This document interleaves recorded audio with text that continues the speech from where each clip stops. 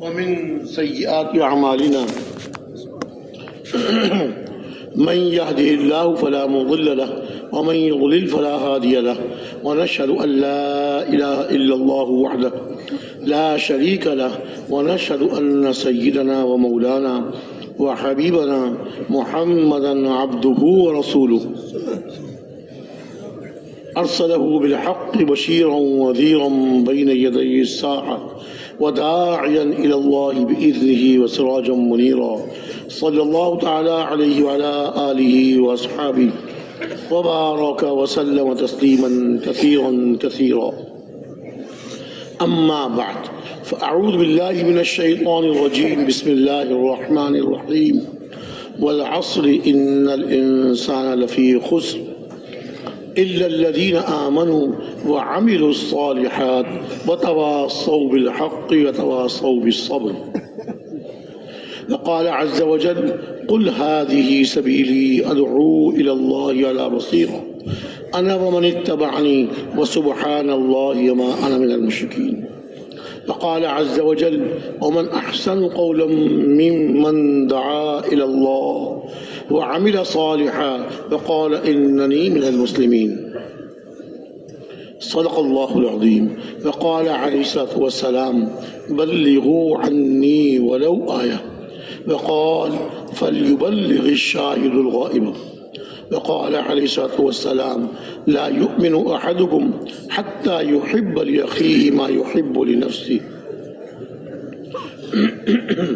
وقال عليه الصلاة والسلام لا يؤمن أحدكم حتى يكون هواه طبعا لما جئت به أو كما قال عليه الصلاة والسلام. میرے محترم بھائیو دوستو بزرگو، اللہ رب العزت ساری کائنات کے خالق بھی ہیں، مالک بھی ہیں۔ اللہ رب العزت نے ہر مخلوق کو اپنی قدرت سے پیدا فرمایا۔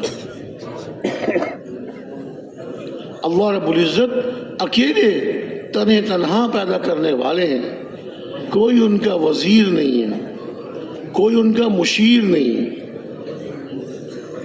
صرف ایک اللہ اپنی قدرت سے ساری مخلوقات کو پیدا کیا اور ساری مخلوقات کو چلا رہے ہیں۔ جس مخلوق سے اللہ چاہتے ہیں اس سے نفع نکلتا ہے اور جس مخلوق سے اللہ چاہتے ہیں اس سے نقصان نکلتا ہے۔ اللہ تعالی کسی چیز کے پابند نہیں ہے،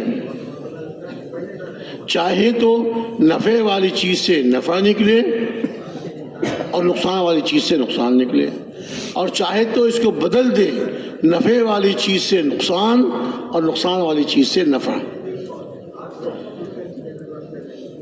دیکھیے بہت مشاہدے کی بات ہے، اسپتال میں مریض داخل ہوتے ہیں، ڈاکٹر نے کہا اس کا مرض بڑھ گیا ہے، اس کو اسپتال میں رکھتے ہیں، ہسپتال میں رکھتے ہیں۔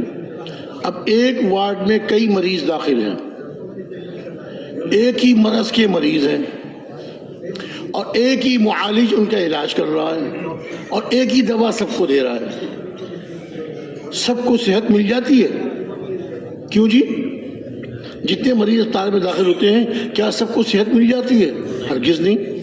کچھ کو اللہ تعالیٰ صحت دے دیتے ہیں، اپنے پاؤں سے چل کے اپنے گھر جاتے ہیں، اور کچھ کو 4 آدمی اٹھا کر لے کے جاتے ہیں، اللہ کو پیارا ہو جاتا ہے۔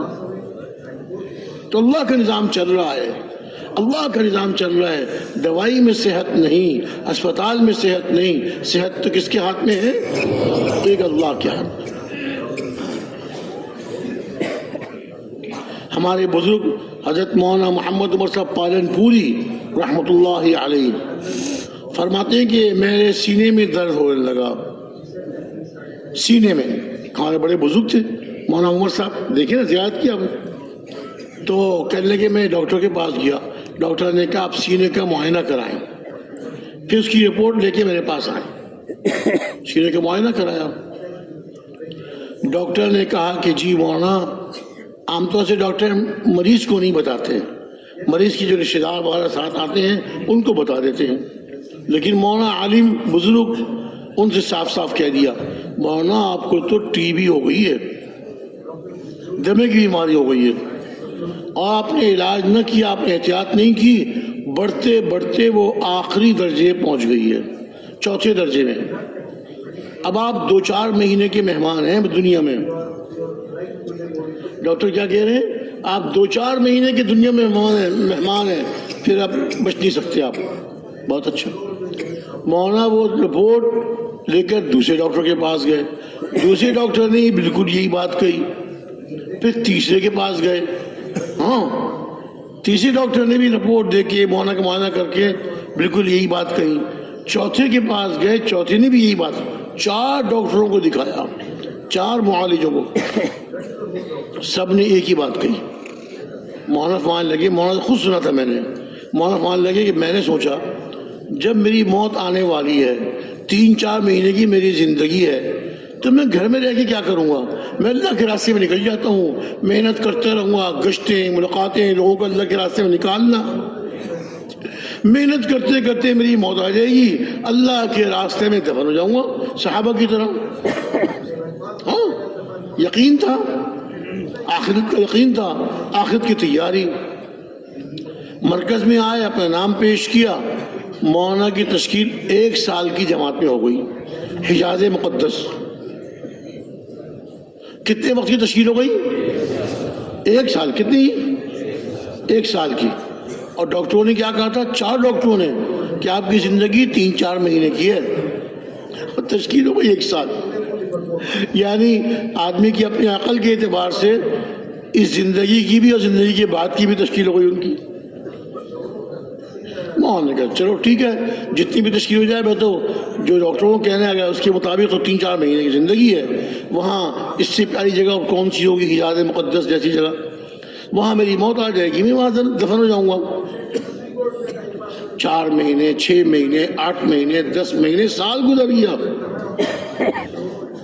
سال گزر گیا، مولانا کی موت نہیں آئی، انتقال نہیں ہوا۔ اچھا، یہ جو مرض ہوتا ہے اس میں ڈاکٹر لوگ کہتے ہیں کہ صاف پانی استعمال کریں، پھل استعمال کریں، اچھی غذا استعمال کریں۔ مولانا نے کہا کہ وہ دوائیاں بھی ہندوستان میں چھوڑ گیا، اب دوائیاں کھا کے کیا کروں گا؟ زندگی میں 3-4 مہینے کی ہے بقول ڈاکٹروں کے، دوائیاں میں نے یہاں چھوڑ دی ہندوستان میں۔ اور حجاز مقدس میں اس زمانے میں وہاں اس ملک میں اتنی ترقی نہیں ہوئی تھی، پٹرول اس وقت نہیں نکلا تھا، تو وہ بہت پسماندہ، دنیا کے اعتبار سے، ظاہر کے اعتبار سے بہت پسماندہ ملک تھا، صاف پانی بھی نہیں ملتا تھا۔ ایک تالاب ہوتا تھا، بارش کے پانی اس میں جمع ہو جاتا تھا، 2 مہینے 3 مہینے لوگ اسی پانی کو پینے میں، کپڑے دھونے میں، برتن دھونے میں، کھانا پکانے میں، سب میں وہی پانی استعمال کرتے تھے۔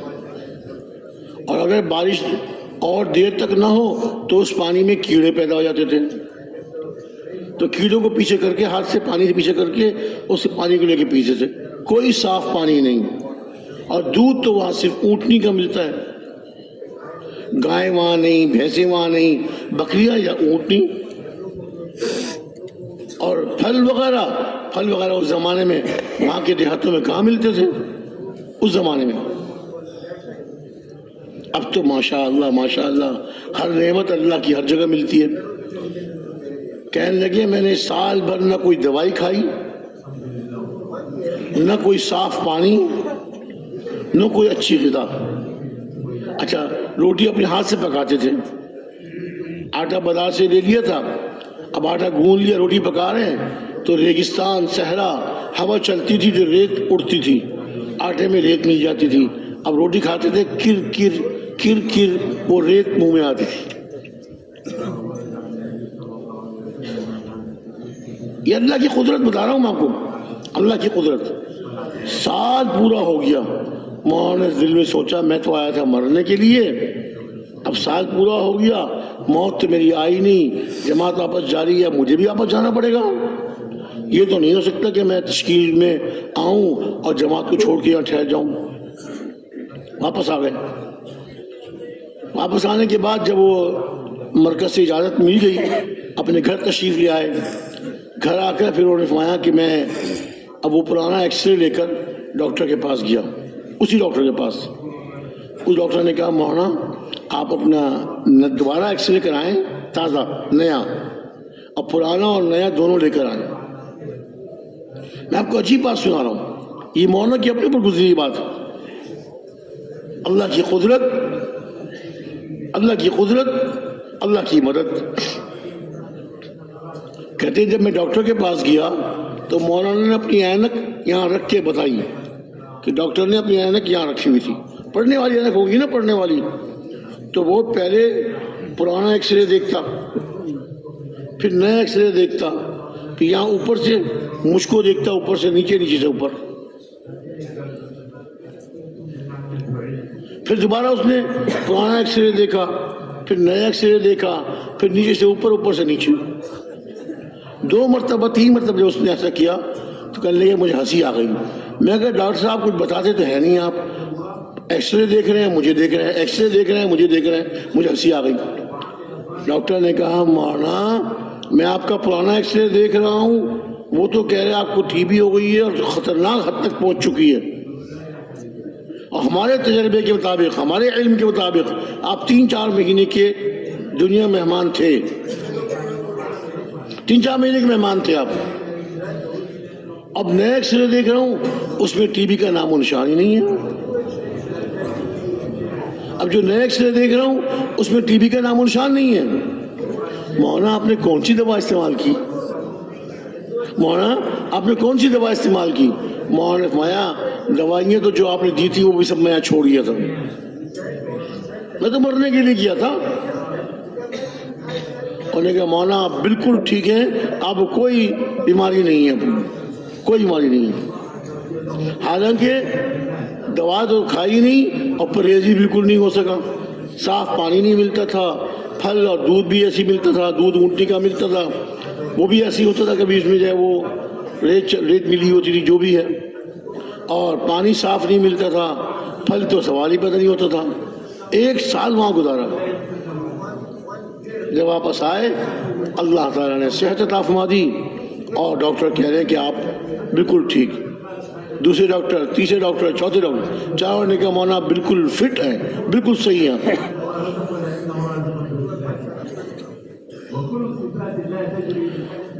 اس سے بھی زیادہ عجیب بات مولانا نے سنائی کہ دیکھو میرے سفر سے آنے کے بعد اب اتنے مہینے گزر گئے،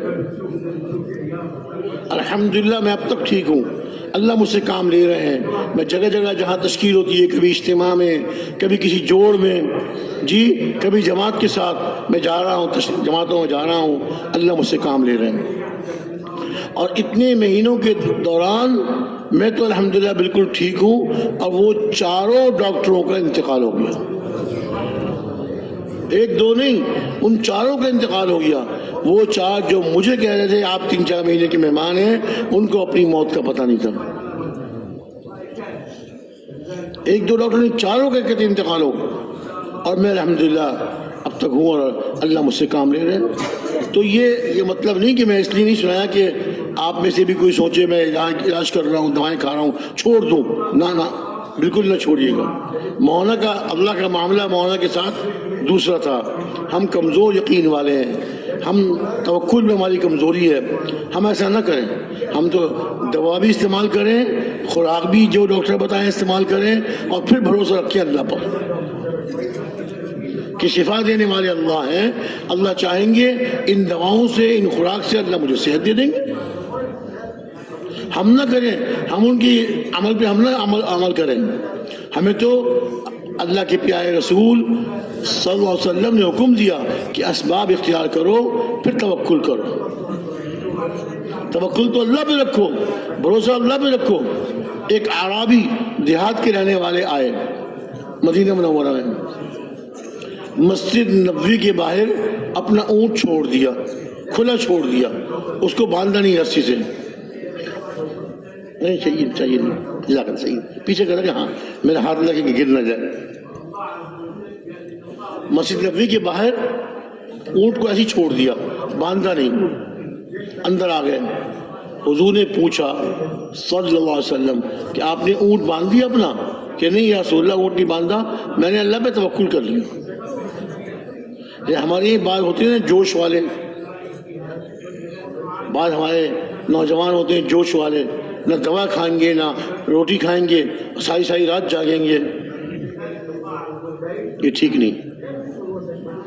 ہماری صحتیں کمزور ہیں۔ ہمارے بزرگ فرماتے ہیں کہ ہم کھانا بھی کھائیں، سوئیں بھی، جتنی ضرورت ہو اتنا سوئیں، اور کھانا بھی بقدر ضرورت کھائیں، اس میں کمی نہ کریں، اور پھر محنت کریں۔ ورنہ کیا ہوتا ہے، شیطان دھوکہ دیتا ہے کہ بھئی تم توکل کرو، اللہ جو اللہ پہ توکل کرتا ہے اللہ اس کے لیے کافی ہے، اللہ تمہیں بغیر کھائے صحت دیں گے۔ تو ہوتا کیا ہے، 2-4 دن تو چلتا ہے اس طرح، وہ ساری رات نہیں سو رہا، ساری رات نہیں سویا، اللہ سے مانگنے میں، ذکر میں اور نماز میں۔ 2-4 دن کے بعد اس کا دماغ بیچارے کا کیا ہو جاتا ہے، دماغ خراب ہو جاتا ہے، پھر چیختا ہے، چلاتا ہے، کپڑے پھاڑتا ہے اپنے۔ تو جتنی عبادت کر سکتا تھا اس سے بھی جاتا ہے۔ شیطان یہی تو چاہتا ہے، شیطان یہی تو چاہتا ہے کہ یہ اعمال نہ کرے، یہ اعمال نہ کرے، یہ دعوت نہ دے، اللہ کے راستے میں نہ نکلے۔ اب جب معذور ہو گیا، کپڑے پھاڑ رہا ہے، لوگوں کو کاٹ رہا ہے، تو لوگ پکڑ کے پاگل خانے میں داخل کرا دیں گے اس کو۔ کیسا گشت، کون سی تعلیم، کون سی دعوت، سب چھوٹ گیا اس کا۔ اس لیے اس کی اجازت نہیں دیتے۔ ان عربی سے، دیہاتی سے حضور نے ارشاد فرمایا، اونٹ کو باندھو پھر اللہ پر بھروسہ کرو۔ قید و توکل، قید و توکل، اونٹ کو باندھو پھر توکل کرو۔ توکل ضرور کرنا ہے، توکل ضرور کرنا ہے، لیکن سبب اختیار کر کے پھر یقین اللہ پر ہو۔ دکان میں بیٹھے گا، تبلیغ کے وقت کے علاوہ دکان میں بیٹھے گا، تبلیغ کا وقت خالص تبلیغ کے لیے۔ شام کو 2.5 گھنٹے، 3 گھنٹے، 4 گھنٹے جو طے کیے ہیں، اور بڑوں کو بتا دیا کہ اتنے گھنٹے میں نے اپنے محلے میں ساتھیوں کے ساتھ گشتوں میں ملاقاتوں میں وقت لگانا ہے، اپنے محلے میں محنت کرنی ہے، اتنا وقت دکان پر دیں، دکان میں دیں، اور جو وقت تبلیغ کا ہے اس میں دکان کا کام نہ کریں۔ بھروسہ کرے اللہ پر، اللہ اپنی قدرت سے اس کو روزی عطا فرمائیں گے۔ ارشاد فرمایا، حدیث شریف میں آتا ہے، اگر تم اللہ پہ توکل کرو، اگر تم اللہ پہ توکل کرو، جیسا توکل کرنے کا حق، جیسے توکل کرنے کا حق، تو اللہ تعالیٰ تم کو ایسے روزی دیں گے جیسے پرندوں کو روزی دیتے ہیں۔ اللہ تعالیٰ تم کو ایسے روزی دیں گے جیسے پرندوں کو روزی دیتے ہیں، کہ پرندے صبح کو اپنے گھونسلے سے نکلتے ہیں، ان کے پوٹے خالی ہوتے ہیں، اور شام کو جب واپس آتے ہیں اپنے گھونسلے میں تو ان کے پوٹے بھرے ہوئے ہوتے ہیں۔ کس پرندے کی دکان، کس پرندے کا کھیت، کس پرندے کا کارخانہ، یہ اللہ پہ توکل کرتے ہیں۔ ہر جانور، ہر پرندہ ہر روز اللہ کی تسبیح بیان کرتا ہے،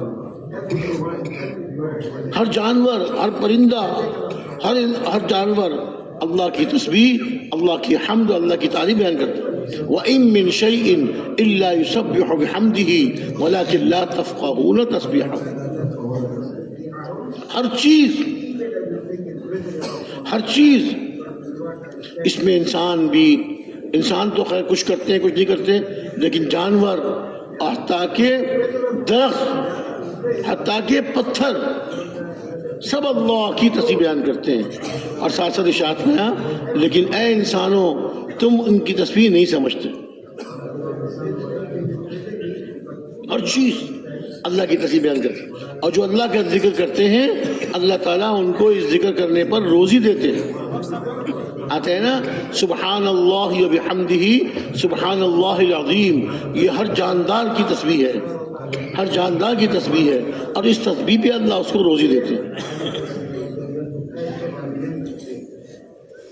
اس تسبیح پر اللہ ہر جاندار کو روزی دیتے ہیں۔ عرض میں یہ کر رہا تھا کہ کرنے والے ایک اللہ ہے، پالنے والے ایک اللہ ہے، نفع دینے والے ایک اللہ ہے، اور نقصان اللہ کے حکم سے آتا ہے۔ کامیابی بھی اللہ کے حکم سے ملتی ہے اور ناکامی بھی اللہ کے حکم سے آتی ہے، لیکن اللہ کیا ضابطہ ہے، اللہ کیا سنت ہے، ہر چیز کے بارے میں ضابطہ ہے، سنت ہے۔ ضابطہ کیا ہے؟ کہ اللہ تعالیٰ اپنی قدرت سے عطا فرماتے ہیں.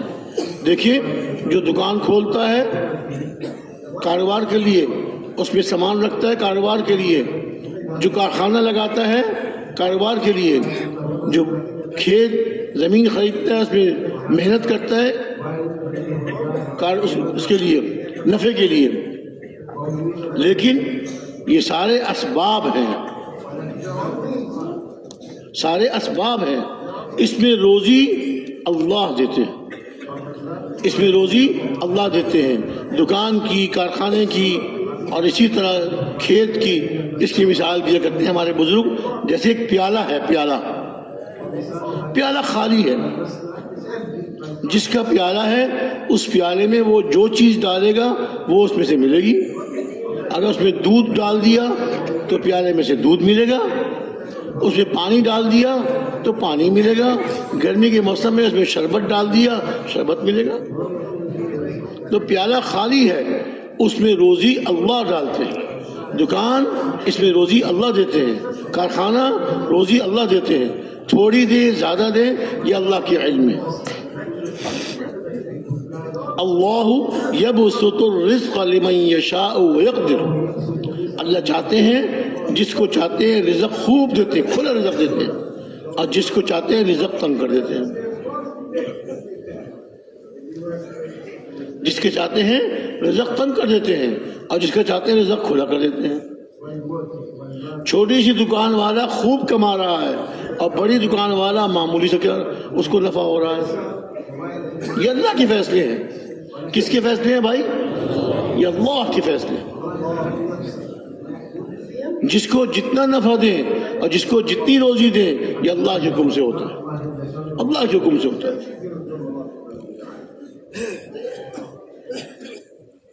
اللہ کرنے والے ہیں.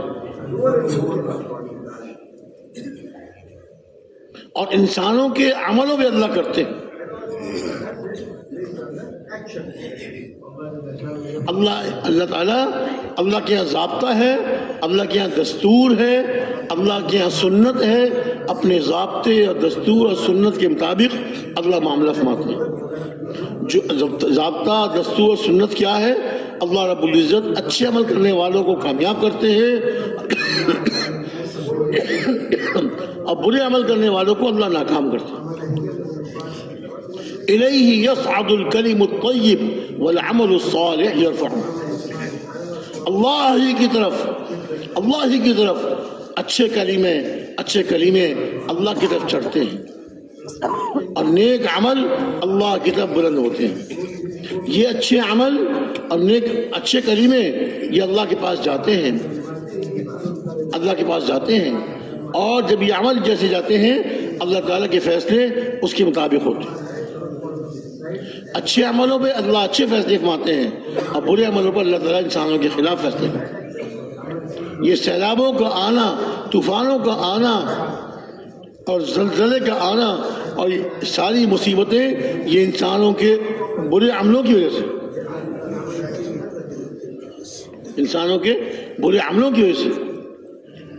ابھی کچھ عرصہ پہلے کی بات ہے، یہاں ہمارے پنجاب کے ایک گاؤں میں آسمان سے پتھروں کی بارش ہوئی. آسمان سے پتھر برسے. اللہ کا عذاب. جیسے پچھلی قوموں میں سے بعض قوموں پر اللہ نے پتھر کا عذاب بھیجا تھا، اس زمانے میں بھی پتھر آسمان سے برسے. یہ کیا ہوتا ہے؟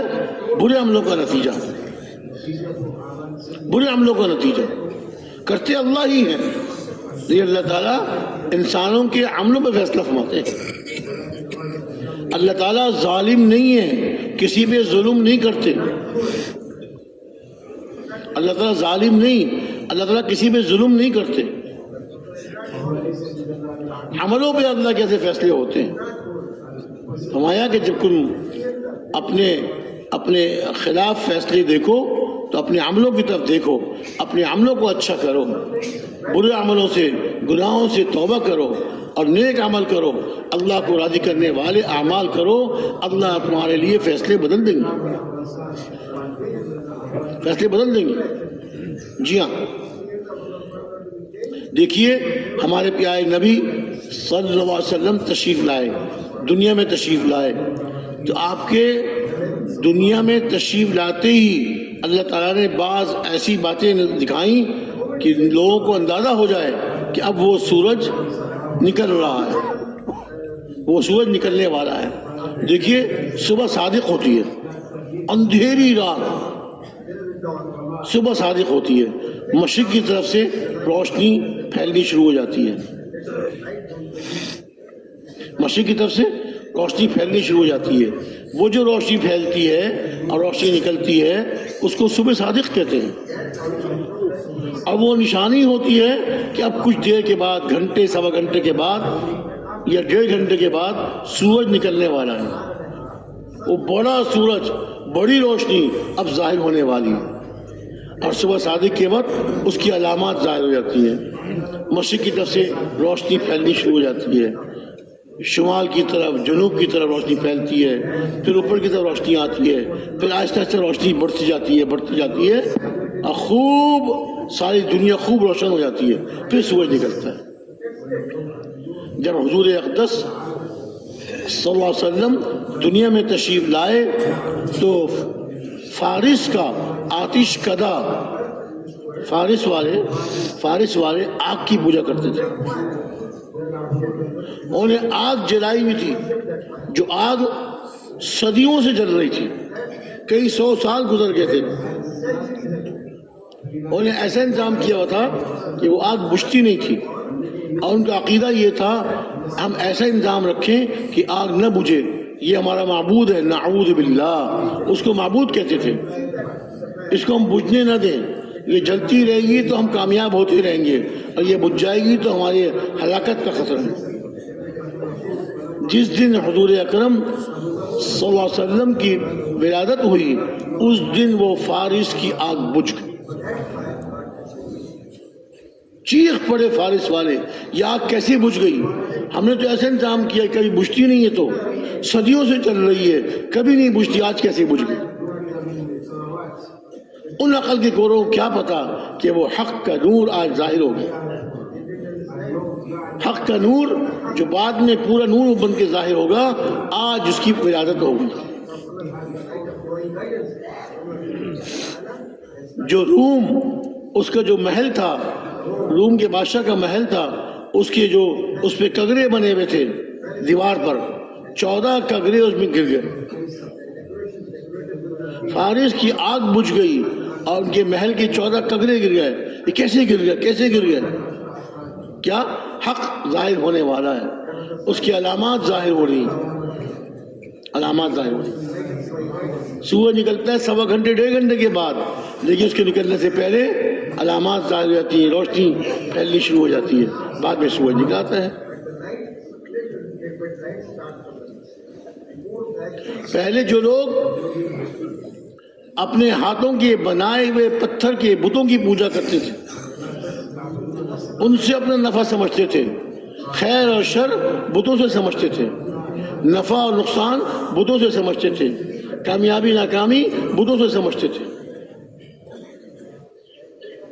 اور ایسا غلط یقین ان کے دلوں میں بیٹھ گیا تھا۔ ایک آدمی سفر میں جا رہا ہے تو جو سفر کا بت ہوتا تھا، انہوں نے بت رکھے ہوئے تھے الگ الگ غرضوں کے لیے، یہ بت اولاد دینے والا ہے، یہ بت رزق دینے والا ہے، یہ بت جو ہے سفر میں جانے والا اس بت سے کہہ کر جائے تو یہ بت اس کی حفاظت کرتا ہے۔ تو جناب وہ اس بت سے کہہ کر جاتے تھے میں سفر میں جا رہا ہوں، میری حفاظت کرنا، اور جب سفر کر رہے ہیں اور رات آ گئی تو آتا ہے کہ 3 دفعہ یہ کہا کرتے تھے کہ اس وادی کا جو رب ہے، اپنے خیال میں اس وادی کا جو رب ہے میں اس کی پناہ میں آتا ہوں۔ غلط یقین شیطان نے ایسا مضبوط کر دیا تھا ان کے دلوں میں کہ کیا کہا کہ یہ اس وادی کے رب کی پناہ میں آتا ہوں، ہر موذی کے ایذاء کے شر سے، ہر شر دینے والے کے شر سے۔ اور اس کے بعد وہ اکیلا تنہا اس ویرانے میں سو جاتا، اب مجھے کوئی چیز نقصان نہیں پہنچائے گی۔ کوئی سانپ بچھو کوئی درندہ مجھے پھاڑ کھا سکتا. میں نے اس رب کے وادی سے، اس وادی کے رب سے، اس رب کے وادی کی پناہ میں آ گیا ہوں. غلط یقین اتنا پکا ہو گیا تھا. آج ہمارا یقین کمزور ہو گیا. اللہ سے مانگتے ہیں لیکن یقین کمزور ہے. آدمی صحیح یقین والا ہو، اللہ رب العزت سے یقین کے ساتھ مانگے، اللہ رب العزت اس کو ضرور عطا فرماتے ہیں. کیسے عطا نہیں فرمائیں گے؟ اللہ کیسے عطا نہیں فرمائیں گے؟ اللہ رب العزت نے خود حکم دیا ہے، ادعونی استجب لکم، تم مجھ سے دعا مانگو، مجھ سے مانگو، میں تمہاری دعا قبول کروں گا. اپنے پاک کلام میں اللہ رب العزت نے ارشاد فرما دیا، جو اللہ کا ارشاد ہے وہ حق ہے، سچ ہے. اب ہم جب دل کے یقین کے ساتھ اللہ سے مانگیں گے، اللہ ضرور ہماری دعا قبول فرمائیں گے.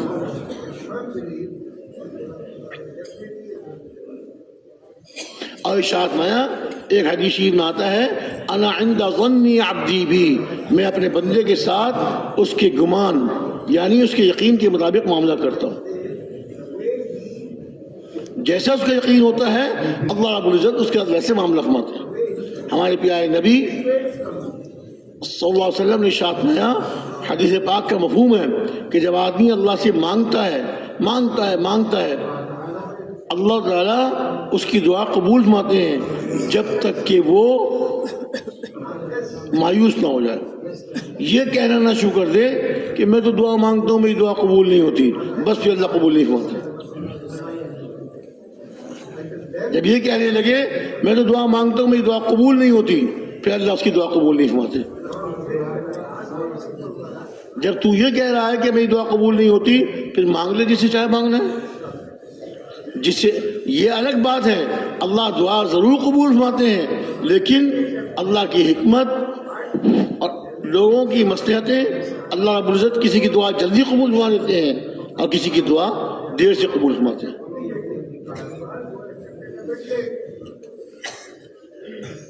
حضرت آدم علیہ السلام کو اللہ نے ان سے جو اجتہادی غلطی ہوئی تھی، اللہ رب العزت نے ان کو زمین میں اتار دیا.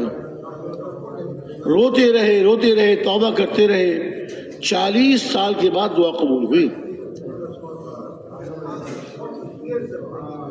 بڑوں کی بات بڑی ہوتی ہے.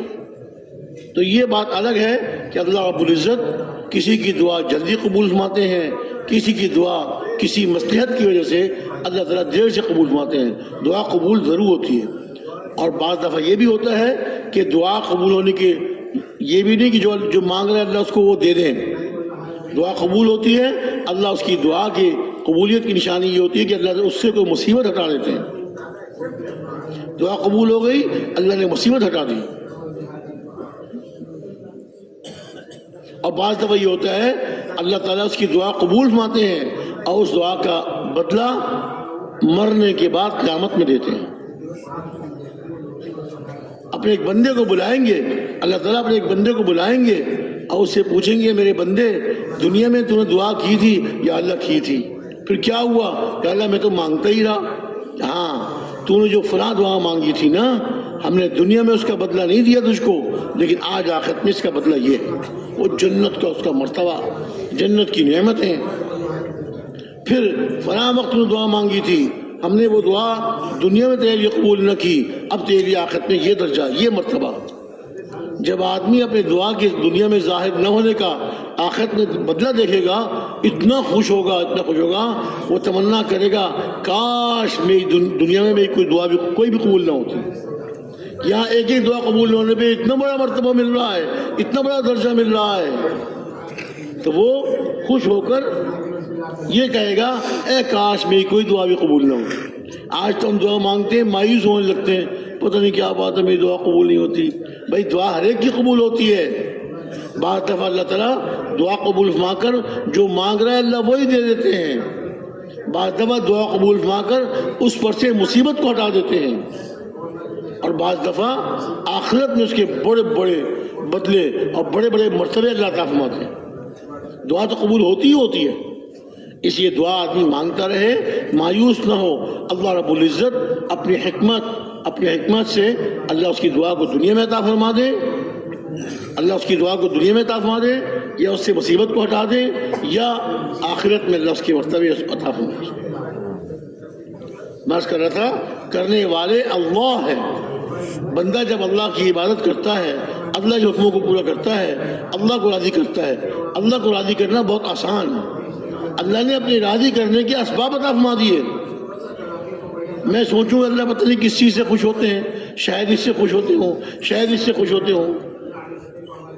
نہیں، اللہ نے اپنے خوش ہونے کے اسباب عطا فرما دیے ہیں۔ وہ کیا کہ اللہ نے جو احکامات دیے ہیں، اللہ تعالیٰ نے جو احکامات اتارے ہیں، ان احکامات پہ عمل کریں گے، ان احکامات پر جناب رسول اکرم صلی اللہ علیہ وسلم کے طریقے کے مطابق عمل کریں گے، اللہ خوش ہوں گے، اللہ راضی ہوں گے، پھر اس کی دعاؤں کو قبول فرمائیں گے اور اس کو جو مانگے گا عطا فرمائیں گے۔ اور بعض لوگوں کو جو اللہ کے بہت قریب ہو جاتے ہیں، اللہ تعالیٰ ان کے مانگنے سے پہلے ان کو عطا فرما دیتے ہیں۔ ایک ہے میں مانگوں گا تو اللہ دیں گے، اور ایک یہ کہ مانگنے سے پہلے اللہ اس کو دے دیتے ہیں، مانگنے سے پہلے عطا فرما دیتے ہیں۔ تو میرے محترم بھائی دوست بزرگوں، یہ اللہ کی قدرت ہے۔ اللہ تعالیٰ کامیابی ناکامی، نفع نقصان، جی یہ سب فیصلے اللہ کی طرف سے ہوتے ہیں، یہ سب فیصلے اللہ کی طرف سے ہوتے ہیں۔ اللہ سے لو لگائیں، اللہ رب العزت سے اپنے دل کا تعلق جوڑیں۔ اے اللہ، آپ کریم ہیں، آپ رحیم ہیں، بہت کرم فرمانے والے ہیں، بہت رحم فرمانے والے ہیں، میرے ساتھ بھی کرم کا معاملہ فرما دیجیے۔ اے اللہ، میں تو بہت بگڑا ہوا ہوں، بہت گناہگار ہوں، لیکن آپ تو بڑے کریم ہیں۔ اپنے کچھ نہ ہونے کا اقرار کرے، اے اللہ میں کچھ بھی نہیں ہوں، مجھ سے کچھ نہیں ہوتا، آپ سب کچھ ہیں اور سب کچھ آپ سے ہی ہوتا ہے۔ اپنے کچھ نہ ہونے کا اقرار کر کے اور پھر اللہ رب العزت کی صفات کو بیان کر کے اور حضور اکرم صلی اللہ علیہ وسلم پر درود شریف بھیج کر پھر خوب مانگے، اللہ رب العزت کو عطا فرمائیں گے۔ اور اللہ رب العزت کیسی کیسی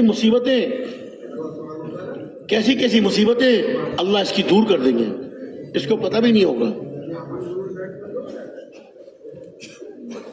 ہمارے بڑے جو ہے نا، بعض دفعہ گھروں میں کوئی برتن ٹوٹ گیا، کپڑا کوئی جل گیا، تو کیا کہتے تھے؟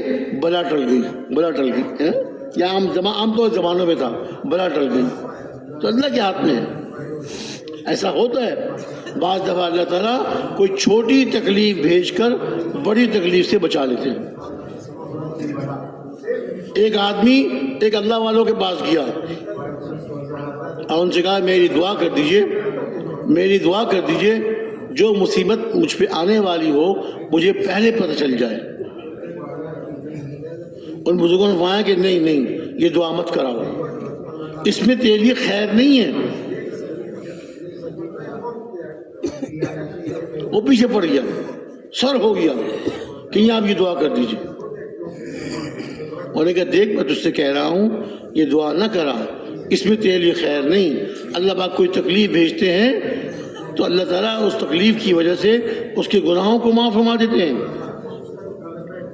فرمایا ایک دن کا بخار آ جائے اللہ 1 سال کے گناہ معاف کر دیتے ہیں۔ سر میں درد ہوتا ہے اللہ گناہ معاف فرما دیتے ہیں۔ بخار آ جائے اللہ گناہوں کو معاف فرما دیتے ہیں۔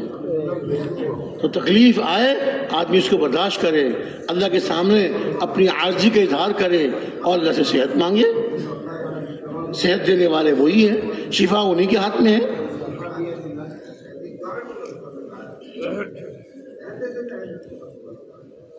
تو میرے دوستو بزرگوں، اللہ تعالیٰ کوئی تکلیف بھیجتے ہیں، چھوٹی تکلیف بھیجتے ہیں، بڑی تکلیف سے بچا لیتے ہیں۔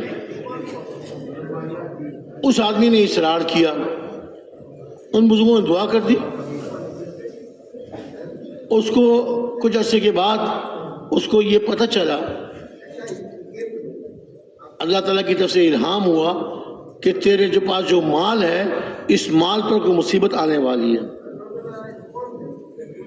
اللہ نے اس کے دل میں الہام فرما دیا. او ہو اچھا، اس نے مال جو ہے کچھ اس کو دے دیا، جو قرض تھا قرض والے کو دے دیا، کچھ اس کو دے دیا، کچھ اس کو دے دیا، اور مال اس نے اپنے پاس سے نکال دیا.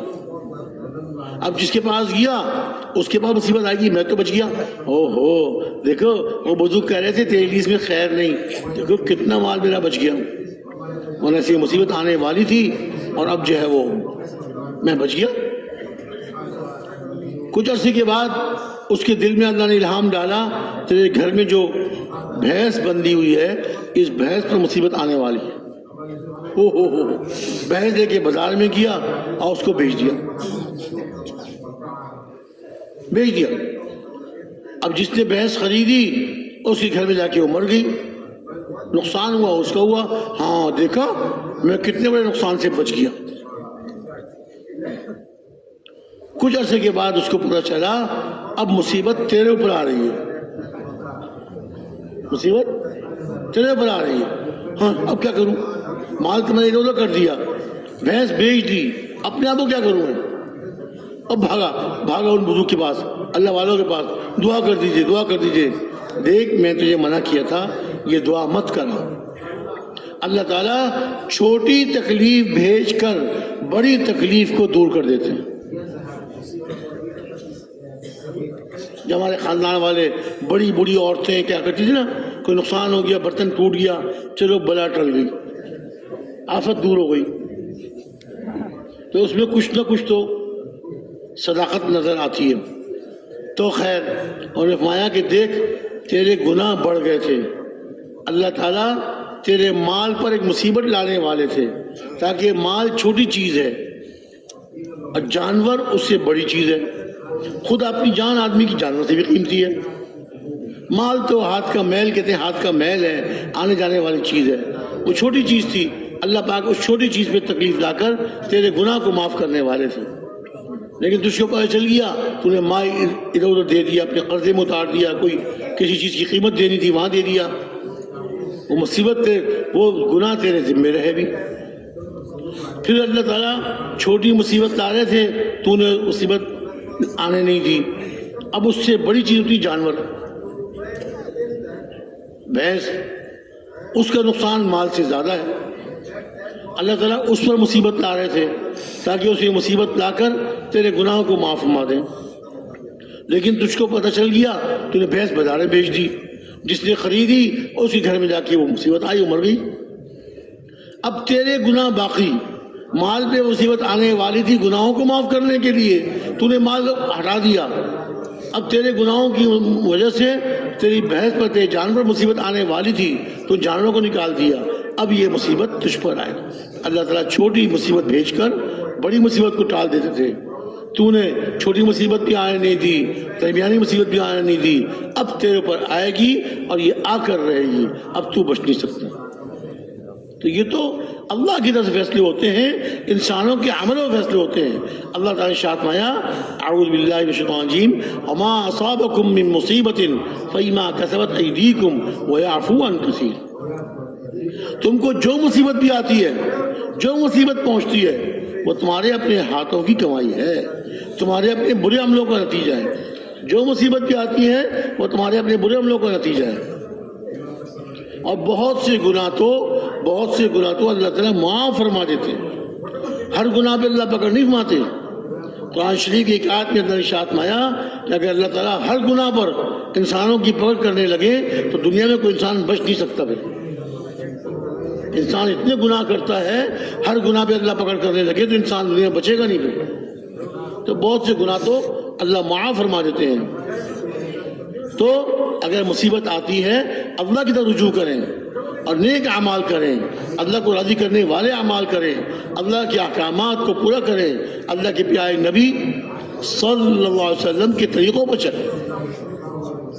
جب عمل کرتے ہیں اور دین کی محنت کرتے ہیں ان عملوں کو زندہ کرنے کے لیے، اللہ کے حکموں کو زندہ کرنے کے لیے اور پیارے نبی صلی اللہ علیہ وسلم کی سنتوں کو زندہ کرنے کے لیے آدمی محنت کرتے ہیں، تو پھر کیا ہوتا ہے؟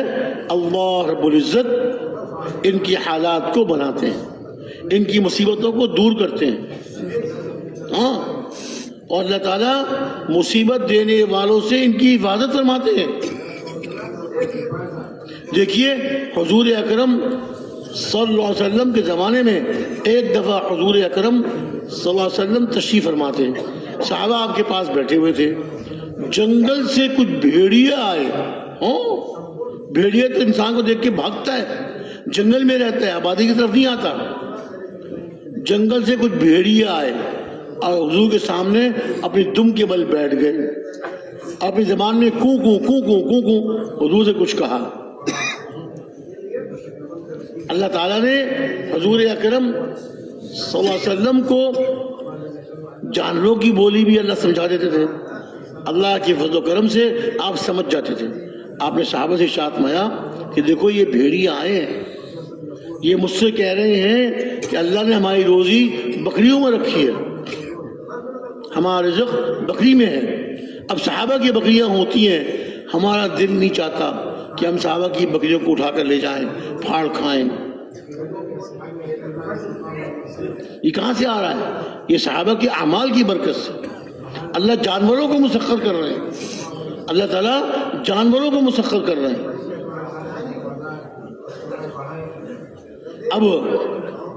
اب یہ بھیڑیے کہہ رہے ہیں کہ صحابہ اپنی خوشی سے ہمارے لیے اپنی بکریوں میں سے حصہ مقرر فرما دیں۔ بھائی مہینے میں ایک بکری، مثال کے طور پر 15 دن میں ایک بکری، یا ایک صحابی ایک بکری دے 10 دن میں، ہفتے میں، دوسرے صحابی، تیسرے صحابی، اس طرح ہمارا حصہ مقرر کر دیں۔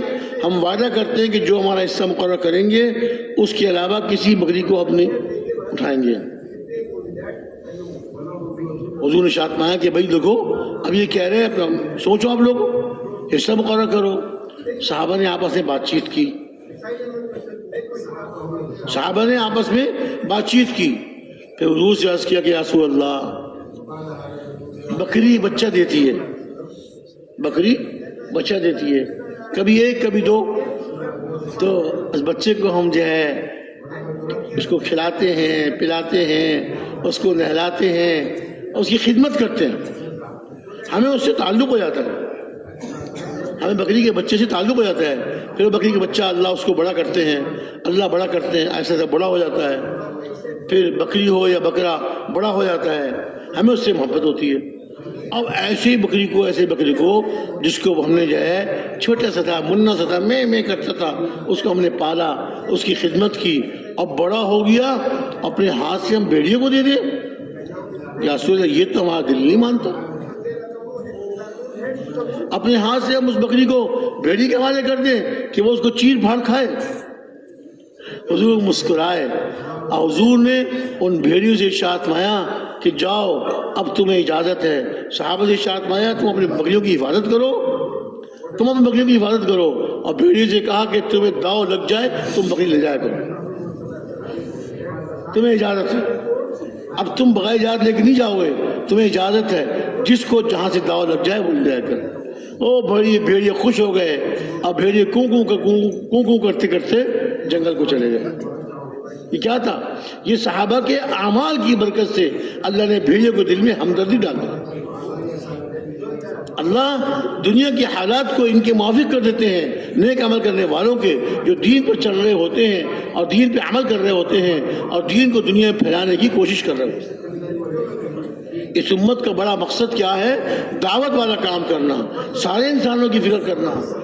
کسی انسان، کوئی مسلمان بھی اللہ کی ناراضگی والا عمل نہ کرے، ہر مسلمان اللہ کی رضا والے اعمال کرنے والے بن جائے۔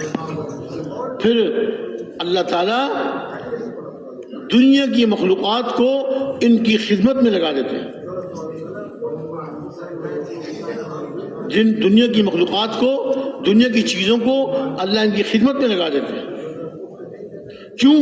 انہوں نے اللہ کو راضی کیا، انہوں نے اللہ کو راضی کیا، اللہ نے ان کی ضرورتیں پوری فرما کے ان کو راضی کر دیا۔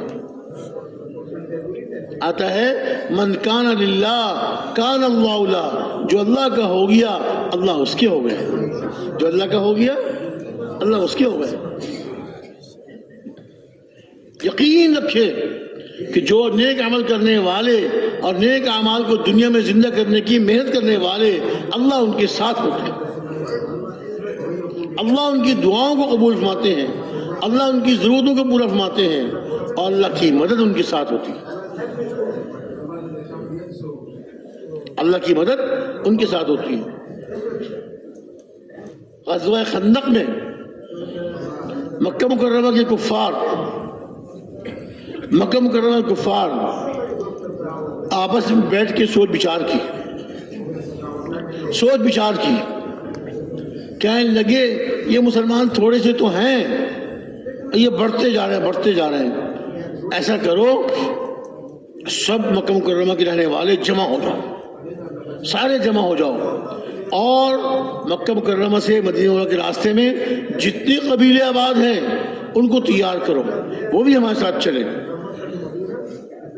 مکہ مکرمہ کے سارے کفار اور راستے کے سارے قبائل والے ان کو بھی تیار کرو، وہ ہمارا ساتھ دیں گے، ہم سب مل کے یثرب جائیں گے۔ مدینہ منورہ کا پرانا نام یثرب تھا۔ یثرب جا کر ہم سب مل کے ایک دفعہ حملہ کریں گے اور نعوذ باللہ ثم نعوذ باللہ سب مسلمانوں کو ختم کر دیں گے، دنیا سے اسلام کا نام مٹا دیں گے۔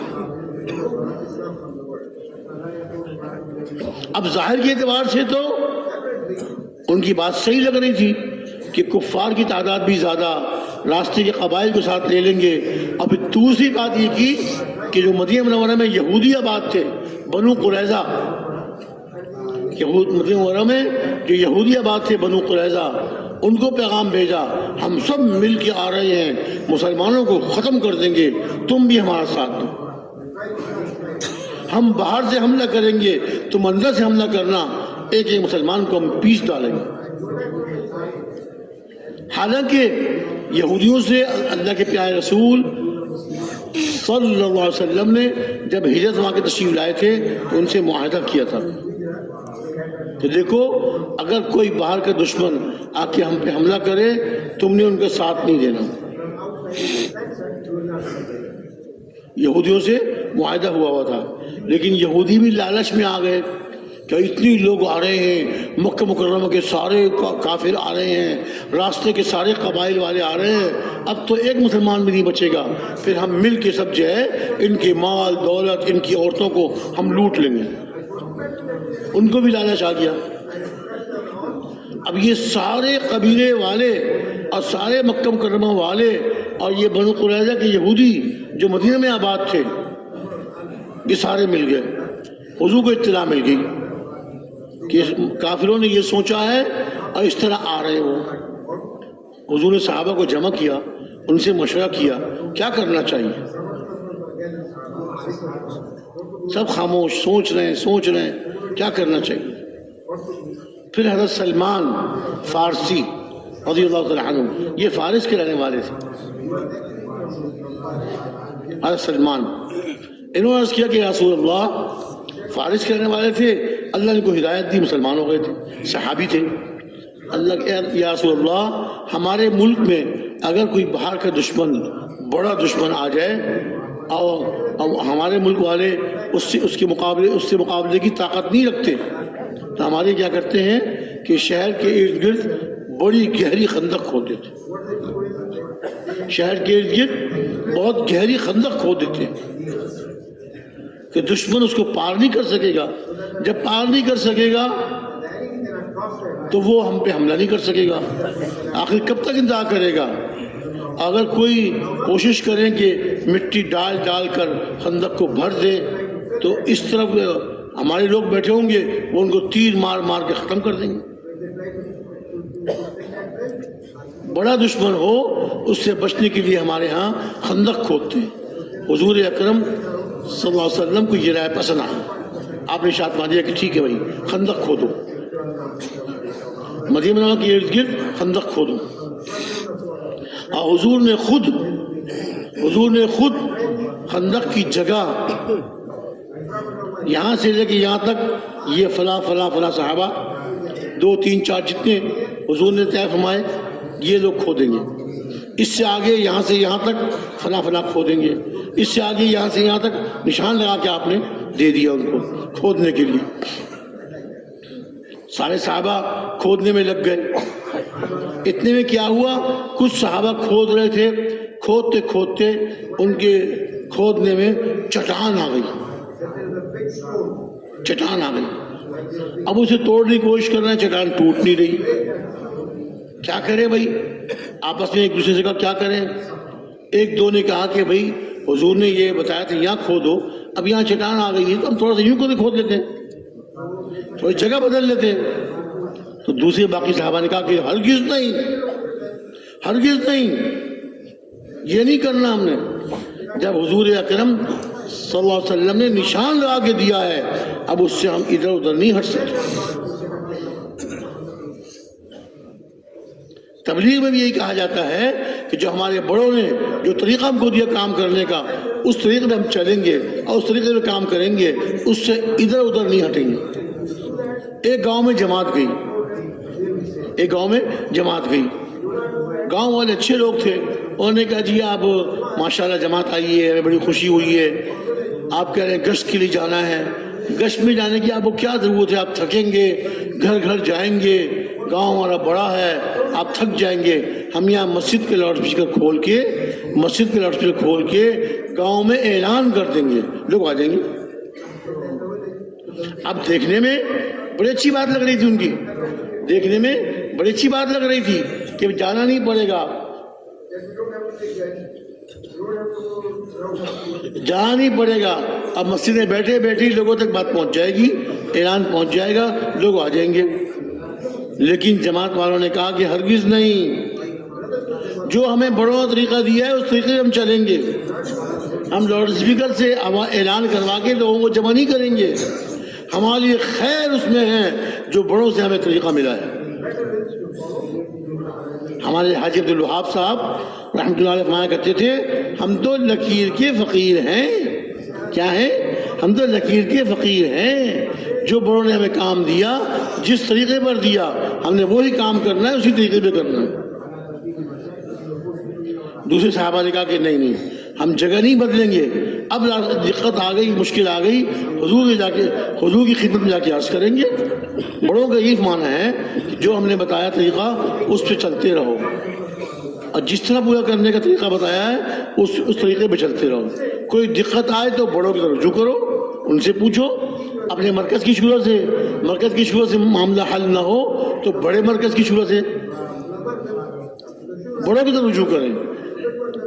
تو ان صحابہ نے کہا کہ نہیں نہیں، اب ہمیں دقت پیش آ گئی، رکاوٹ پیش آ گئی، ہم حضور کے پاس چلتے ہیں، جا کے عرض کرتے ہیں. صحابہ حضور کے پاس پہنچے اور جا کے عرض کیا کہ یا رسول اللہ، کھودتے کھودتے چٹان آ گئی ہے، وہ چٹان ہم سے نہیں ٹوٹ رہی. حضور نے ارشاد فرمایا کہ بہت اچھا، میں آ رہا ہوں، میں خود آتا ہوں. حضور تشریف لے آئے، حضور خود تشریف لائے اور کدال لے کر، جس سے کھودتے ہیں، کدال لے کر حضور خود خندق میں اترے بنفس نفیس صلی اللہ علیہ وسلم. کدال آپ کے ہاتھ میں، صحابہ اوپر کھڑے ہوئے ہیں، آپ خندق کے اندر ہیں. حضور صحابہ کو دیکھ کے مسکرائے، یعنی یہ اشارہ فرمایا ایک چٹان بھی تم سے نہیں ٹوٹی. تو صحابہ نے اپنے پیٹ پہ سے کرتا اٹھایا تو پیٹ پہ پتھر بندھا ہوا تھا. اتنی شدت کی بھوک تھی کہ کمر کو سیدھا رکھنے کے لیے پیٹ پہ پتھر باندھا ہوا تھا کہ رسول اللہ بھوک سے تو یہ حال ہے، اب پتھر چٹان کیسے ٹوٹے ہم سے. جب حضور نے ان کے پیٹ پہ پتھر بندھا ہوا دیکھا تو حضور نے اپنے مبارک پیٹ سے اپنا کرتا اٹھا کے دکھایا، آپ کے پیٹ پہ 2 پتھر بندھے ہوئے تھے. حضور کو اتنی بھوک تھی، ایک پتھر سے کام نہیں چلا، آپ نے 2 پتھر باندھے ہوئے تھے صلی اللہ علیہ وسلم. اگر صحابہ بھوکے تھے تو حضور کو بھی شدت کی بھوک تھی.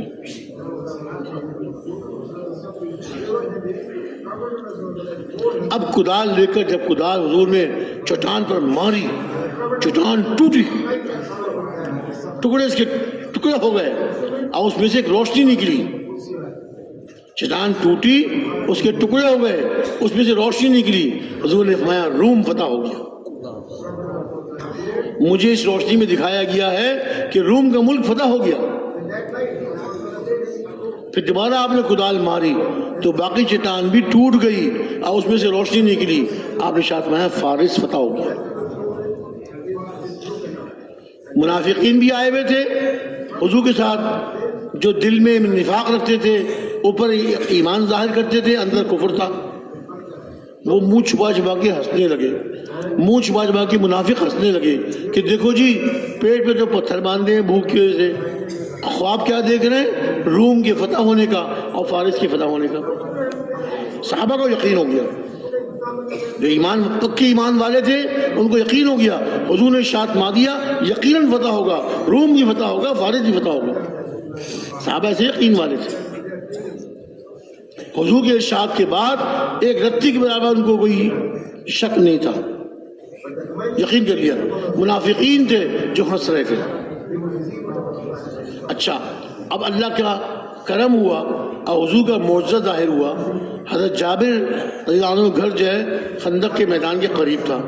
جب انہوں نے دیکھا کہ حضور کے 2 پتھر بندھے ہوئے ہیں ان کو بڑا ملال ہوا کہ حضور کو اتنی بھوک لگی ہوئی ہے. فوراً دوڑتے دوڑتے اپنے گھر گئے، اہلیہ سے پوچھا کچھ کھانے کو ہے؟ میں نے دیکھا حضور کو بہت بھوک لگی ہوئی ہے. اہلیہ نے کہا کہ دیکھو یہ تھوڑا سا جو ہے، 1-2 مٹھی جو ہے، میں ان کو پیس لیتی ہوں، آٹا گوندھ لیتی ہوں، ہمارے گھر میں اور تو کچھ ہے نہیں. یہ بکری کا بچہ ہے، بکری بھی نہیں، بکری کا بچہ ہے. آپ اس کو ذبح کر دیجئے، آپ اس کو ذبح کر دیجئے، ذبح کر کے گوشت بنا لیجئے.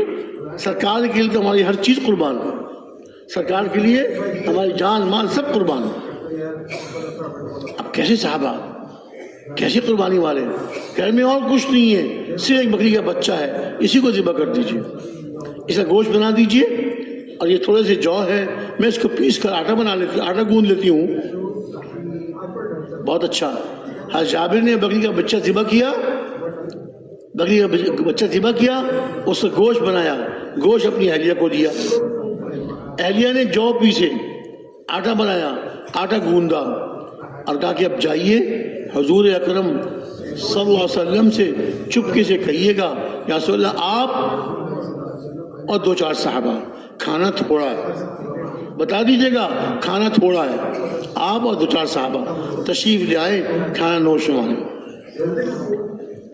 حضرت جابر رضی اللہ عنہ تشریف لے گئے، حضور کی خدمت میں حاضر ہوئے، چپکے سے عرض کیا کہ رسول اللہ آپ کی بھوک دیکھ کر مجھے بڑا ملال ہوا اور میں اپنے گھر گیا، بیوی سے پوچھا، بیوی نے کہا کہ جی بکری کا بچہ ہے، تھوڑے سے جو ہے میں اس کو پیس دیتی ہوں، آٹا بنا لیتی ہوں، تم آپ بکری کا بچہ ذبح کریں، گوشت بنائیں. یا رسول اللہ تھوڑا سا سالن ہے، تھوڑی سی روٹیاں ہیں، آٹا ہے، اس کی روٹیاں پکائیں گے، آپ اور 2-4 صحابہ آپ کے ساتھ تشریف لے چلیں. صاف کہہ دیا کھانا تھوڑا ہے. حضور نے ایک صحابی سے ارشاد فرمایا کہ بھائی سارے خندق کے صحابہ میں اعلان کر دو چلو جابر کے گھر چلو کھانا کھاؤ. کھانا کتنا ہے؟ حضور کے لیے 2-4 صحابہ کے لیے بس. اور حضور اعلان کر رہے ہیں سارے خندق کے صحابہ میں، خندق کے سارے صحابہ میں کہ چلو جابر کے گھر تمہارا کھانا ہے. اب تو جابر کا اوپر کا سانس اوپر، نیچے کا نیچے، بھاگتے دوڑتے گھر پہنچے. اب کیا ہوگا، اب کیا ہوگا؟ بیوی نے پوچھا خیریت کیا ہوا؟ کہ میں حضور نے تو سارے خندق والوں میں اعلان کر دیا کہ جابر کے گھر چلو تمہارا کھانا ہے. یہ بتائیے آپ نے حضور کو بتا دیا تھا کھانا تھوڑا ہے؟ ہاں ہاں میں نے بتا دیا تھا رسول اللہ آپ اور 2-4 صحابہ آپ کے ساتھ کھانا تھوڑا ہے بس. اب وہ بھی صحابیہ تھیں، یقین والی تھیں، انہوں نے کہا کہ آپ کے بتانے کے بعد بھی حضور نے اعلان کروا دیا. اب اللہ جانے اللہ کے رسول جانے، ہمیں نہیں پتا، اب کوئی فکر کرنے کی ضرورت نہیں. اللہ جانے اللہ کے رسول جانے، ہمیں نہیں پتا. جب آپ نے صورتحال اور حقیقت عرض کر دی تھی، آپ نے صورتحال حقیقت عرض کر دی تھی کہاں تھوڑا ہے، اب اللہ جانے اللہ کے رسول جانے. یہ آپس میں باتیں کر رہے تھے، اتنے میں حضور نے ایک قاصد دوڑایا کہ جاؤ جابر کے گھر اور ان سے کہو میرا انتظار کریں، میرے آنے سے پہلے پہلے چولہے سے ہنڈیاں نہ اتارنا اور آٹے کی روٹی نہ پکانا. رک گئی روٹیاں پکائیں، تو روٹیاں شروع کرنے والی تھیں، رک گئی. حضور کو حکم آ گیا، حضور تشریف لائے، پردہ کرا کے باورچی خانے میں تشریف لائے. اب کچھ پڑھ کر ہنڈیاں میں دم کیا، اب کچھ پڑھ کر آٹے پہ دم کیا، کچھ پڑھ کر آٹے میں دم کیا، اور کچھ پڑھ کر جو ہنڈیاں چولہے میں رکھی ہوئی تھی جس میں بکری کے بچے گوشت پک رہا تھا، کچھ پڑھ کے آپ نے دم کیا. پھر شاعت مایا کہ لو روٹی پکانے والی کو بٹھاؤ، روٹی پکاتی جائے کھلاتی جائے، روٹی پکاتی جائے کھلاتی جائے. اور ہنڈیے سے سالن نکالتی جاؤ دیتی جاؤ. گھر چھوٹا تھا، حضور نے اعلان کروایا کہ 10 صحابہ آئیں، کھانا کھائیں، چلے جائیں، پھر دوسرے 10 آ جائیں.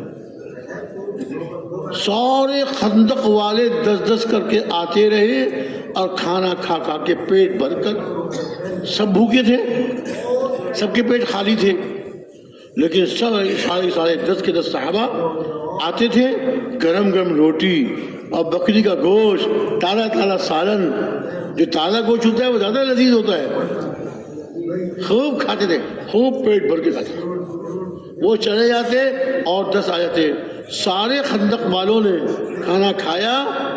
حضرت جابر نے جب برچخانے میں جا کر دیکھا اپنی اہلیہ سے تو کہا کہ ارے یہ تو لگ رہا ہے سالن کمی نہیں ہوا اور یہ آٹا کمی نہیں ہوا، سارے صحابہ نے کھا لیا. ایک صحابی نے پوچھا، اے جابر اس وقت خندق میں کتنے لوگ تھے جنہوں نے آپ کے گھر میں کھانا کھایا؟ فرمایا 300 آدمی تھے. کتنے؟ جو 2-4 آدمیوں کا کھانا تھا، اللہ کی قدرت سے اللہ نے اس میں برکت نازل فرمائی.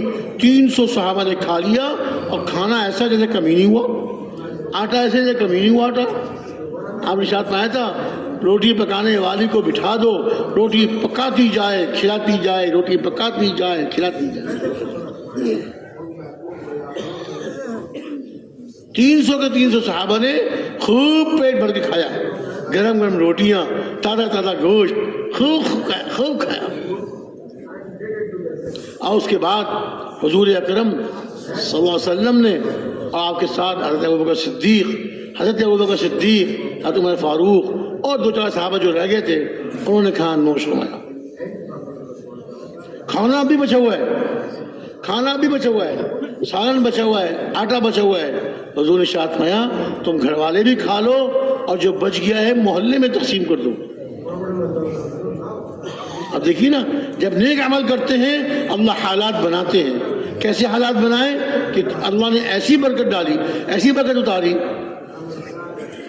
اتاری کہ 300 صحابہ نے 2-4 آدمیوں کو کھانا 300 صحابہ نے کھا لیا، اور نہ سالن میں کمی آئی نہ آٹے میں کمی آئی. یہ ہے اللہ حالات بناتے ہیں. اللہ تعالیٰ حالات بناتے ہیں. برکت اللہ ایسے نازل فرماتے ہیں، برکت اترتی ہوئی نظر نہیں آتی. ہم دیکھ رہے ہوں گے جس طرح آسمان سے بارش برستی ہے اس طرح برکت نازل ہوگی، آٹے میں برکت آ رہی ہے بارش کے پانی کی طرح، اور سالن میں برکت آ رہی ہے. اللہ کا نظام ہے، اللہ کی قدرت، اللہ کی حکمت.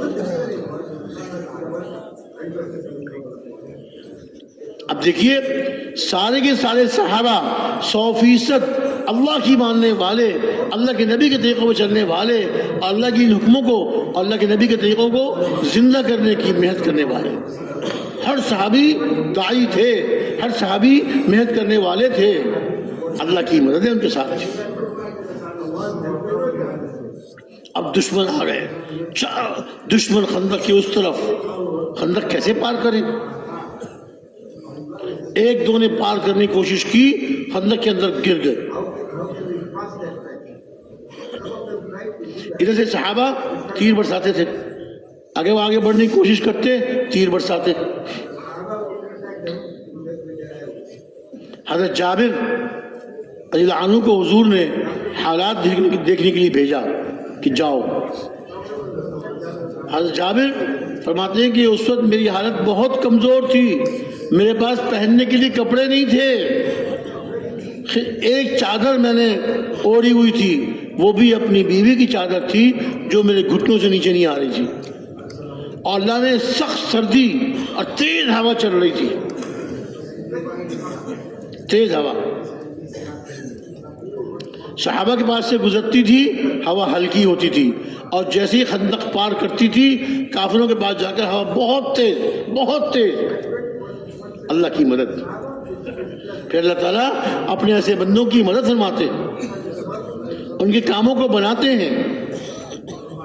حضور نے بھیجا جابر کو، جاؤ حالات دیکھ کر آؤ، اور جابر کہتے ہیں کہ میں تو بہت کمزور حال میں تھا، بہت سخت سردی لگ رہی تھی، میں تو زمین سے اپنے آپ کو چمٹا کے بیٹھا ہوا تھا، جب حضور نے حکم دے دیا تو میں کھڑا ہو گیا، اب تو حکم کو ماننا ہے، چاہے سمجھ میں آئے چاہے نہ آئے، میں کیسے جاؤں گا، میرے پاس تو کپڑے نہیں ہیں، سردی ہے نہیں، جب حضور کا حکم آ گیا اب کچھ نہیں سوچنا۔ پھر اللہ کی مدد ظاہر ہوئی، جب وہ نکلنے لگے حضور نے دعا دی، اے اللہ اس جابر کی حفاظت فرما، دائیں طرف سے بائیں طرف سے آگے سے پیچھے سے اوپر سے نیچے سے۔ وہ جابر ماتے ہیں کہ بس حضور کی دعا دینے کی دیر تھی، حضور نے دعا دی، میرے بدن سے سردی کا اثر ختم ہو گیا۔ کہاں تو میں پورے قافلے میں سب سے کمزور حال میں تھا، ایک ہی چادر اوڑھا ہوا تھا جو بہت چھوٹی تھی، میرے گھٹنوں تک آتی تھی، وہ بھی اہلیہ کی چادر تھی، وہ اوڑھا ہوا تھا، اور اب مجھے کوئی سردی نہیں لگ رہی، اور میں بہت زیادہ ڈرا ہوا تھا، میرے دل سے خوف نکل گیا۔ چلتے چلتے حضور نے ارشاد فرمایا، بس جاؤ جابر حالات دیکھ کر آؤ، وہاں کوئی حرکت نہ کرنا، کوئی حرکت نہیں کرنا وہاں۔ بہت اچھا، اچھا مجھے سردی بھی نہیں لگ رہی اور میرے دل میں کوئی خوف بھی نہیں تھا، میں چلا گیا، جا کر دیکھا ایک آدمی ہے جی ذرا گندمی رنگ کا ہے، اور وہ آگ جلائی ہوئی ہے، آگ سے روشنی ہو رہی ہے، میں نے دیکھا کہ وہ آگ اپنے ہاتھ آگ پر سینکتا ہے، اپنے پھیرتا ہے اپنے جسم پر، سخت سردی لگ رہی تھی، اور کہہ رہا ہے الرحیل الرحیل، ارے کوچ کرو، چلو واپس چلو۔ کہتے ہیں کہ وہ ابو سفیان تھے، اس سے پہلے پہچانتا نہیں تھا ابو سفیان کو میں نے کہا یہ جو اس طرح کہہ رہے ہیں نا، یہ معلوم ہوتا ہے ان کا سردار ہے، میں اس کا بھی کام تمام کرتا ہوں، ابھی اس کا کام تمام کرتا ہوں۔ میں نے تیر نکالا اپنے ترکش میں سے، چلے پہ چڑھایا، اس سے پہلے کہ میں تیر چلاتا مجھے حضور کی بات یاد آ گئی کہ دیکھو کوئی حرکت نہ کرنا، میں تیر نکال کے واپس رکھ دیا۔ پھر جوش آیا دوبارہ کہ نہیں اس کو تو میں کم از کم اس کو تو ختم کر دوں، پھر تیر نکالا، پھر چلے میں چڑھایا، پھر حضور کی بات یاد آئی، پھر تیر نکالا، ایک دفعہ دو دفعہ تیر چلے پہ چڑھایا تو اس کے کھینچنے کی آواز نکلی، تو کہتا ہے ابو سفیان ارے مجھے لگتا ہے تم نے کوئی جاسوس آ گیا، دشمن کا آدمی آ گیا، ہر آدمی اپنے بڑے والے سے پوچھے کہ تو کون ہے، اس طرح جاسوس پکڑا جائے گا، وہ ہر ایک بڑے والے سے پوچھے۔ جابر فرماتے ہیں کہ میں نے فوراً، اللہ نے میرے ذہن میں عقل ڈالی، میں نے اس سے پہلے کہ مجھ سے کوئی پوچھتا میں نے بڑے والے کا ہاتھ پکڑا، ارے تو کون ہے، تو جانتا نہیں کون ہو، میں فلانا ہوں، ہاں اچھا، تو کون ہے، تو جانتا نہیں مجھے کون، میں نے ان سے پوچھا، وہ اپنے جواب دینے میں لگ گئے، مجھ سے کسی نے نہیں پوچھا، میں چھپ گیا، اس طرح میں چھپ گیا۔ پھر کہتے میں اور ایک قبیلے والے بیٹھے ہوئے تھے، وہاں اس کے پاس میں گیا تو وہاں بھی دیکھا کہ اتنی تیز ہوا چل رہی تھی کہ کنکر پتھر اڑ اڑ کے ان کے جانوروں کو لگ رہے تھے، جانور بھدک رہے تھے، اور ہنڈیاں جو چولہے پہ رکھی تھی وہ الٹ رہی تھی ہوا سے، کھانا سارا مٹی مل رہا تھا، جانور بھدک رہے تھے، اور قبیلے والے کہنے لگے چلو واپس چلو واپس چلو۔ سارے حالات دیکھ کر اب میں چپ کے وہاں سے نکلا، واپس آ رہا تھا تو راستے میں مجھے 20 گھوڑے پہ گھوڑ سوار ملے، 20 آدمی، انہیں سروں پہ پگڑیاں باندھی ہوئی تھی، فرشتے تھے، وہ فرشتے بعد میں حضور نے بتایا فرشتے تھے، 20 آدمی گھوڑے پہ سوار، سر پہ پگڑیاں باندھی ہوئی، اور انہوں نے کہا اپنے آقا سے جا کر کہہ دو کہ اللہ نے آپ کی مدد فرما دی۔ ان فرشتوں نے جو اسے انسانی شکل میں آئے ہوئے تھے، گھوڑے پہ سوار تھے، ان 20 نے کہا حضرت جابر سے کہ اپنے آقا سے کہہ دینا اللہ کی مدد آ گئی، اللہ نے آپ کی مدد فرما دی۔ بہت سخت خوف تھا، بہت سخت سردی تھی، اور صحابہ کو بہت سخت بھوک تھی، لیکن ایک صحابی نے بھی بھوک کی وجہ سے، یہ سردی کی وجہ سے، خوف کی وجہ سے عذر نہیں کیا، سب پہنچ گئے۔ منافق جو خندق کھودتے ہوئے آپ پر ہنس رہے تھے، اب جب اتنی سخت، تو وہ اب حضور سے اجازت مانگ رہے تھے، یا رسول اللہ ہمارا گھر خالی ہے، ہمیں اپنے گھروں کو ڈر لگ رہا ہے۔ حضور کہتے ٹھیک ہے، جاؤ جاؤ جاؤ۔ جو اجازت مانگا تھا منافق، حضور اس کو اجازت دے رہے تھے۔ اب پکے ایمان والے 300 صحابہ میدان میں تھے۔ اللہ نے ایسی مدد فرمائی ان ماننے والوں کی، طریقوں اللہ کے حکموں پہ، پیارے نبی کے طریقے پر چلنے والے اور ان کو زندہ کرنے کی محنت کرنے والوں کی اللہ نے ہوا سے مدد فرمائی۔ اللہ بڑی قدرت والے، اللہ بڑی قدرت والے ہیں۔ اور سارے کافر بھاگ گئے، اور جو یہودی تھے ان سے حضور کو زیادہ خطرہ تھا، ان سے حضور کو زیادہ خطرہ تھا۔ کہیں وہ ہم تو یہاں میدان میں آ گئے ہیں، گھر ہمارے مرد کوئی نہیں ہے، ایسا نہ ہو کہ یہودی ہمارے گھروں میں گھس کر نقصان پہنچائے۔ تو میرے بھائی دوستو بزرگوں، عرض میں یہ کر رہا تھا، اللہ رب العزت حالات کو بناتے ہیں، ان کے حکم سے حالات بنتے ہیں، ان کے حکم سے اللہ کی مددیں آتی ہیں۔ کب؟ جب یہ اللہ کے حکموں پر اور پیارے نبی صلی اللہ علیہ وسلم کے طریقوں پہ خود بھی چلنے والے ہوں، اور ایک ایک مسلمان پر محنت کر کے اس کو اس راستے پر لانے والے، پھر اللہ کی مددیں حق ہیں، یقینی ہیں۔ اللہ کی مددیں حق ہیں، یقینی ہیں۔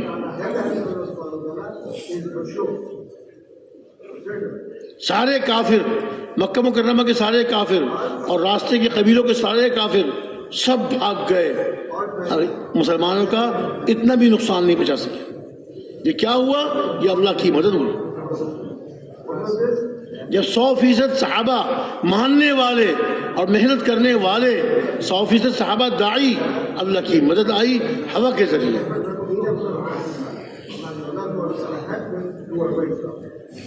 لشکروں کو اللہ نے شکست دی۔ کس نے شکست دی؟ اللہ نے شکست دی۔ جیسے مکہ مکرمہ، جب مکہ مکرمہ فتح ہوا تو حضور اقدس صلی اللہ علیہ وسلم مکہ مکرمہ میں داخل ہو رہے تھے، اور فاتح سارے کافر شکست کھا گئے، اور حضور کی زبان مبارک میں کیا تھا؟